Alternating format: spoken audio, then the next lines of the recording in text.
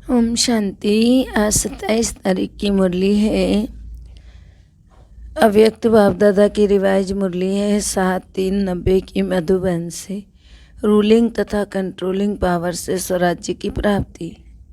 आज बच्चों के स्नेही बाप दादा हर एक बच्चे को विशेष 2 बातों में चेक कर रहे थे। स्नेह का प्रत्यक्ष स्वरूप बच्चों को संपन्न और संपूर्ण बनाना है। हर एक में रूलिंग पावर और कंट्रोलिंग पावर कहाँ तक आई, आज यह देख रहे थे। जैसे शरीर को स्थूल कर्मेंद्रियां आत्मा के कंट्रोल से चलाती हैं, जब चाहे जहाँ चाहे और जैसे चाहे वैसे चला सकते हैं और चलाते रहते हैं, तो कंट्रोलिंग पावर भी है। तो जैसे हाथ पांव स्थूल शक्तियाँ हैं, ऐसे मन बुद्धि संस्कार आत्मा की सूक्ष्म शक्तियाँ हैं। सूक्ष्म शक्तियों के ऊपर कंट्रोल करने की पावर अर्थात मन बुद्धि को, संस्कारों को जब चाहे जहाँ चाहे जैसे चाहे जितना समय चाहे ऐसे कंट्रोलिंग पावर रूलिंग पावर आई है। क्योंकि इस ब्राह्मण जीवन में मास्टर ऑलमाइटी अथॉरिटी बनते हो इस समय की प्राप्ति सारा कल्प राज्य रूप और पुजारी के रूप में चलती रहती है। जितना ही आधा कल्प विश्व की राज्य सत्ता प्राप्त करते हैं, उस अनुसार ही जितना शक्तिशाली राज्य पद व पूज्य पद मिलता है, उतना ही भक्ति मार्ग में श्रेष्ठ पुजारी भी बनते हो। भक्ति में भी श्रेष्ठ आत्मा के मन बुद्धि संस्कारों के ऊपर कंट्रोलिंग पावर रहती है। भक्तों में भी नंबरवार शक्तिशाली भक्त बनते हैं। अच्छा, जिस इष्ट की भक्ति करना चाहें, जितना समय चाहें, जिस विधि से करना चाहें, ऐसी भक्ति का फल भक्ति की विधि प्रमाण संतुष्टता और एकाग्रता और शक्ति और खुशी को प्राप्त करते हैं। लेकिन राज्य पद और भक्ति के शक्ति की प्राप्ति का आधार यह ब्राह्मण जन्म है। तो इस संगम युग का छोटा सा एक जन्म सारे कल्प के सर्व जन्मों का आधार है। जैसे राज्य करने में विशेष बनते हो, वैसे ही भक्ति भी विशेष बनते हो। साधारण नहीं, भक्त माला वाले भक्त अलग है, लेकिन आप ही पूज्य, आप ही पुजारी आत्माओं की भक्ति भी विशेष है। तो आज बाप दादा बच्चों के इस मूल आधार जन्म को देख रहे थे। आदि से लेकर अब तक ब्राह्मण जीवन में रूलिंग पावर कंट्रोलिंग पावर सदा और कितनी परसेंटेज में रही, इसमें भी पहले अपनी ही सूक्ष्म शक्तियों के रिजल्ट को चेक करो। तो रिजल्ट में क्या दिखाई देता है? इन विशेष 3 शक्तियों मन बुद्धि पर कंट्रोल हो तो इसको ही स्वराज्य अधिकारी कहा जाता है। तो यह सूक्ष्म शक्तियाँ ही स्थूल कर्मेंद्रियों को संयम और नियम से चला सकती। रिजल्ट क्या देखी? जब जहाँ और जैसे, इन तीनों बातों में अभी यथाशक्ति है। सर्वशक्ति नहीं है, लेकिन यथाशक्ति, जिसको डबल विदेशी अपनी भाषा में समथिंग अक्षर यूज़ करते हैं, तो इसको ऑलमाइटी अथॉरिटी कहेंगे। माइटी तो हैं, लेकिन ऑल हैं। तो बाबा ने कहा वास्तव में इसको ब्राह्मण जीवन का फाउंडेशन कहा जाता है, जिसका जितना स्व पर राज्य, अपने ऊपर कंट्रोल है, स्व को चलाने और सर्व को चलाने की विधि आती है, वही नंबर 1 आगे लेता है। इस फाउंडेशन में अगर यथाशक्ति है तो ऑटोमेटिकली नंबर पीछे हो जाता है। जिसको स्वयं को चलाने और चलने आता है, वो दूसरों को भी सहज चला सकता है, अर्थात हैंडलिंग पावर आ जाती है। सिर्फ दूसरों को हैंडल करने के लिए हैंडलिंग पावर नहीं चाहिए। जो अपनी सूक्ष्म शक्तियों को हैंडल कर सकता है, वो दूसरों को भी हैंडल कर सकता है। तो 100 के ऊपर कंट्रोलिंग पावर, रूलिंग पावर सर्व के लिए यथार्थ हैंडलिंग पावर बन जाती है।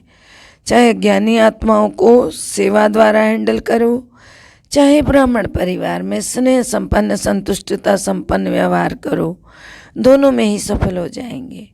क्योंकि यह कई बच्चे ऐसे हैं जो बाप को जानना, बाप को का बनना और बाप से प्रीत की रीत निभाना यह बहुत सहज अनुभव करते हैं। लेकिन सभी ब्राह्मण आत्माओं से चलना, इसमें समथिंग कहते हैं। इसका कारण क्या है? बाबा से निभाना सहज क्यों लगता है? क्योंकि दिल का प्यार अटूट है। प्यार में निभाना सहज होता है। जिससे प्यार होता है उसका कुछ भी शिक्षा, इशारा मिलना प्यारा लगता है और सदैव दिल में अनुभव होता है। जो कुछ भी कहा मेरे कल्याण के लिए कहा, लेकिन उसके प्रति दिल की भावना श्रेष्ठ होती है। वैसे ही आपकी शुभ भावना का रिटर्न दूसरे द्वारा प्राप्त होता है। जैसे गुंबज में आवाज़ करते हो तो वही आवाज़ लौटकर आपके पास आती है। तो जैसे बाप के प्रति अटूट अखंड अटल प्यार है तो श्रेष्ठ भावना है, निश्चय है। ऐसे ब्राह्मण आत्माएं नंबरवार होते हुए भी आत्मिक प्यार अटूट अखंड, वैरायटी चलन, वैरायटी संस्कार देखकर प्यार करते हैं तो वह अटूट और अखंड नहीं होता है। किसी भी आत्मा के अपने प्रति व दूसरों के प्रति चलन अर्थात चरित्र व संस्कार दिल पसंद नहीं होंगे तो प्यार की परसेंटेज कम हो जाती है। लेकिन आत्मा का श्रेष्ठ आत्मा के भाव से आत्मिक प्यार उसमें परसेंटेज कम हो जाती है।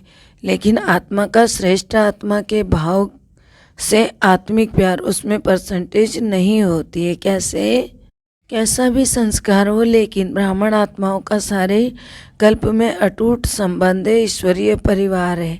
बाप ने हर आत्मा को विशेष चुनकर ईश्वरीय परिवार में लाया है। अपने आप नहीं आए, बाप ने लाया है। तो बाप को सामने रखने से हर आत्मा से भी अधिक अटूट आत्मिक प्यार हो जाता है। किसी भी आत्मा की कोई बात आपको पसंद नहीं आती तो तभी प्यार में अंतर आता है। उस समय बुद्धि में यही रखो कि इस आत्मा को बाप ने पसंद किया है, अवश्य कोई विशेषता है। कोई बात किसी की पसंद नहीं आती तो बाबा क्या सोचो, बाबा की बातें कि इस आत्मा को बाबा ने यदि पसंद किया तो अवश्य इनमें कोई ना कोई विशेषता है, तब बाप ने पसंद किया है। शुरू से बाप दादा बच्चों को यह सुनाते रहते हैं कि मानो 36 गुणों में किसी में 35 गुण नहीं है, लेकिन एक गुण भी विशेष है, तब बाप ने उसको पसंद किया है। बाप ने उसके 35 अवगुण देखे, वह एक ही गुण देखा। क्या देखा? सबसे बड़े से बड़ा गुण वह विशेषता बाप को पहचानने की बुद्धि देखी, तो बाप के बनने की हिम्मत देखी। बाप से प्यार करने की विधि है जो सारे कल्प में धर्म पिताओं में भी नहीं थी, राजनेताओं में भी नहीं, धनवानों में भी नहीं, लेकिन उस आत्मा में है। तो बाप आप सबसे पूछते हैं कि आप जब बाप के पास आए तो क्या गुण संपन्न होके आए थे? बाबा ने आपकी कमजोरियों को देखा क्या? हिम्मत बढ़ाई है ना, आप ही मेरे थे और सदा बनेंगे। तो फॉलो फादर करो ना। जब विशेष आत्मा समझ किसको भी देखेंगे तो संबंध संपर्क में आएंगे तो बाप को सामने रखने से आत्मा में स्वतः ही आत्मिक प्यार इमर्ज हो जाता है। आपके स्नेह से सर्व के स्नेह ही बन जाएंगे और आत्मिक स्नेह से सदा सभी द्वारा सद्भावना, सहयोग की भावना स्वतः ही आपके प्रति दुआओं के रूप में प्राप्त होगी। इसको कहेंगे रूहानी यथार्थ श्रेष्ठ हैंडलिंग। तो बाप दादा आज मुस्करा रहे थे बच्चों के में 3 शब्दों के कारण कंट्रोलिंग पावर, रूलिंग पावर कम हो जाती है। वह 3 शब्दें वाई अर्थात क्यों, व्हाट अर्थात क्या, वांट अर्थात चाहिए। यह 3 शब्द खत्म कर एक शब्द बोलो। वाई आए तो भी क्या बोलो? एक शब्द बोलो। बाबा ने कहा वाई आए तो बोलो बाबा वाह, वाह बाबा वाह, वाह वाह वाह वाह बोलो। तो शब्द बोलना आता है ना, वाह बाबा बोलना आता है। वाह में और वाह ड्रामा, सिर्फ वाह बोलो तो यह 3 शब्द खत्म हो जाएंगे। उस दिन भी सुनाया था ना कि कौन सा खेल देखा बाबा ने। आप लोगों का एक चित्र पहले का बनाया हुआ है जिसमें दिखाया योगी योग लगा रहा है, बुद्धि को एकाग्रचित कर रहा है, बैलेंस रख रहा है, बैलेंस की तराजू दिखाई। जितना बुद्धि का बैलेंस करता उतना कोई बंदर आकर बैठ जाता है तो फिर क्या होता है उसमें, इन तीनों बातों में बंदर आ जाते हैं। जितना जितना बुद्धि को कंट्रोल करने की कोशिश करते हैं उतने ही बंदर आ जाता है। माना बंदर बुद्धि कैसी चंचलता, तो बैलेंस क्या होगा, हलचल हो जाएगी ना, बैलेंस नहीं रहेगा। तो यह तीन शब्द बैलेंस को समाप्त कर देते हैं, बुद्धि को नचाने लगते हैं। बंदर आराम से बैठ सकता है क्या, और कुछ नहीं तो पूंछ को ही इधर उधर हिलाता रहेगा। तो इसमें भी बैलेंस ना होने के कारण बाप द्वारा हर कदम में जो दुआएं मिलती हैं वह आत्मिक स्नेह का कारण परिवार द्वारा जो दुआएं मिलती हैं उससे वंचित हो जाते हैं। जैसे बाप से संबंध रखना आवश्यक है, ऐसे ईश्वरीय परिवार से संबंध रखना भी अति आवश्यक है। सारे कल्प में नंबर 1 आत्मा ब्रह्मा बाप और ईश्वरीय परिवार के संबंध संपर्क में आना है। ऐसे नहीं समझना अच्छा बाप तो हमारा है, हम बाप के हैं, यह भी तो पास विद ऑनर की निशानी नहीं है ना। क्योंकि आप सन्यासी आत्माएं नहीं हो, ऋषि मुनि की आत्माएं नहीं हो, विश्व से किनारा करने वाले नहीं हो, लेकिन विश्व का सहारा बनने वाली आत्माएं हो। विश्व किनारा नहीं, विश्व कल्याणकारी हो। ब्राह्मण आत्माओं की तो बात छोड़ो, प्रकृति को भी परिवर्तन करने के सहारे आप ही हो। परिवार की अविनाशी प्यार के धागे के बीच से निकल नहीं सकते हो। विजय रत्न प्यार के धागे के बीच से निकल नहीं सकते हैं।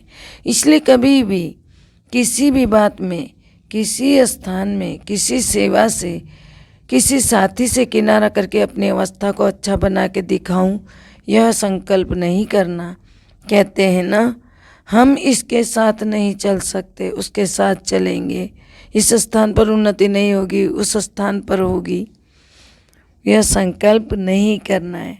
दूसरे स्थान पर उन्नति होगी, इस सेवा में विघ्न आती है, दूसरी सेवा में अच्छा होगा, यह सब किनारा करने की बातें हैं। अगर एक बार यह आदत अपने में डाल ली तो आदत आपको कहाँ भी टिकने नहीं देगी, बुद्धि को एकाग्र करने नहीं देगी।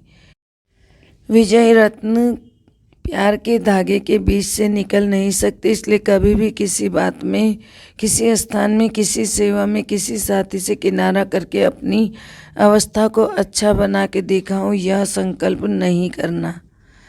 इसके लिए बाबा क्या कह रहे हैं कि तुम्हें इसमें कमजोरी तुम्हारी गिनी जाएगी, उन्नति नहीं गिनी जाएगी। सदैव अपने में शुभ उम्मीदें रखो, नाउम्मीद नहीं बनो। जैसे बाप ने हर बच्चे में शुभ उम्मीदें रखी, कैसे भी हैं बाप लास्ट नंबर से भी कभी दिल शिकस्त नहीं हुए, सदा ही उम्मीद रखी। तो आप भी ना अपने से, ना दूसरे से, ना सेवा से ना उम्मीद नहीं होना है। दिल शिकस्त नहीं बनो, दिल साह बनो। साह माना फ्रॉक दिल, सदा बड़ा दिल रखो। कोई भी कमज़ोर संस्कार नहीं धारण करो। माया भिन्न भिन्न रूप से कमज़ोर बनाने का प्रयास करती है, लेकिन आप माया के भी नॉलेजफुल होना, ना कि अधूरी नॉलेज है। यह भी याद रखो कि माया नए नए रूप में आती है, पुराने रूप में नहीं, क्योंकि वह भी जानती है कि यह पहचान लेंगे। बात वही होती है लेकिन रूप नया धारण कर लेती है, समझा। अच्छा, टीचर्स माया के नॉलेजफुल हो, सिर्फ नॉलेज नहीं लेकिन नॉलेजफुल हो। बाप को पहचान लिया, सिर्फ यही नहीं सोचो माया को भी पहचाना है। अभी बंधन में बंध गई हो, वह कठिन लगता है, मीठा बंधन लगता है या थोड़ा मुश्किल बंधन लगता है। सोचते हो यहाँ तो बहुत मरना पड़ेगा, बाप के बन गए, अब फिर यह करना कहाँ तक करेंगे। अगर ये पता होता तो आते ही नहीं, ये तो नहीं सोचते। ऐसा सोच चलता है। जहाँ प्यार है वहाँ कोई मुश्किल नहीं। पतंगा भी क्षमा पर कुर्बान हो जाता है। तो आप श्रेष्ठ आत्माएं परमात्मा प्यार के पीछे मुश्किल अनुभव कर सकती हो क्या? जब परवाना कुर्बान हो सकता है तो आप क्या नहीं कर सकती हो। जिस घड़ी मुश्किल अनुभव होता है तो ज़रूर प्यार के परसेंटेज में अंतर आ जाता है। इसलिए कुछ समय मुश्किल लगता है। अगर होवे ही मुश्किल तो सदा मुश्किल लगना चाहिए ना, कभी कभी क्यों लगता है मुश्किल। हमेशा क्यों नहीं मुश्किल लगता? परमात्मा और आपके बीच में कोई बात आ जाती है, इसलिए मुश्किल हो जाता है। तो उस बात को ही ख़त्म कर दो तो मुश्किल ही नहीं होगा, केवल परमात्मा और आप रहेंगे। वो बात क्यों आई बीच में? और परसेंटेज में फिर फर्क भी पड़ जाता है। इसी कारण वह बीच से निकाल दो उस बात को जो बीच में आ रही है आप और परमात्मा के बीच में।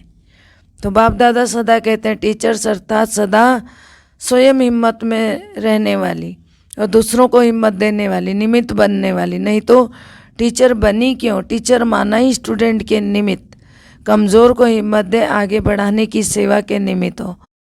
सफल टीचर की पहली निशानी यह होगी कि वह कभी हिम्मतहीन नहीं बनेगी। जो खुद हिम्मत में रहता है और दूसरे को भी हिम्मत ज़रूर देता है। खुद में ही हिम्मत कम होगी तो दूसरे को भी नहीं दे सकेंगे। अच्छा, चारों ओर के हिम्मत बच्चे मददे बाप के अधिकार को अनुभव करने वाले, सदा स्वराज्य की शक्तियों को हर समय प्रमाण प्रयोग में लाने वाले, सदा बाप और सर्व आत्माओं के अटूट स्नेही, सदा हर कार्य में संबंध में संपर्क में वाह वाह के गीत गाने वाले, ऐसे ऑलमाइटी ऑथोरिटी बच्चों को बाप दादा का याद प्यार और नमस्ते।